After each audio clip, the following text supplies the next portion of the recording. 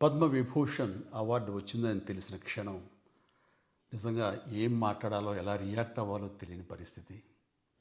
మన దేశంలో రెండవ అత్యున్నత పౌర పురస్కారం పద్మవిభూషణ్ లభించినందుకు నాకు నిజంగా చాలా సంతోషంగా ఉంది.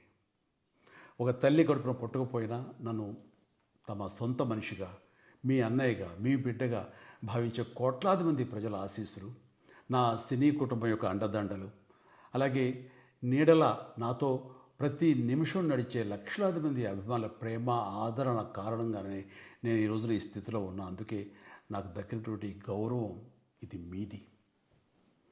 మీరు నాపై చూపిస్తున్న ప్రేమ, ఆప్యాయతలకు నేను ఏమి రుణం తీర్చుకోగలను?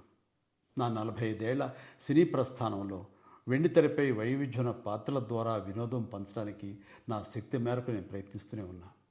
నిజ జీవితంలో కూడా నా చుట్టూ ఉన్న ఈ సమాజంలో అవసరమైనప్పుడు నాకు చేతనైన సాయం చేస్తూనే ఉన్నా. కానీ మీరు నాపై చూపిస్తున్న కొండంత అభిమానానికి నేను ప్రతిగా ఇస్తున్నది గోరంతే.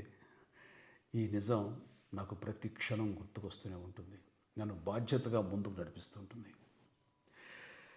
నన్ను ఈ ప్రతిష్టాత్మకమైనటువంటి పద్మవిభూషణ్ అవార్డుకి ఎంపిక చేసిన భారత ప్రభుత్వానికి, గౌరవ ప్రధాని శ్రీ నరేంద్ర మోడీ గారికి నా హృదయపూర్వక కృతజ్ఞతలు. జై హింద్.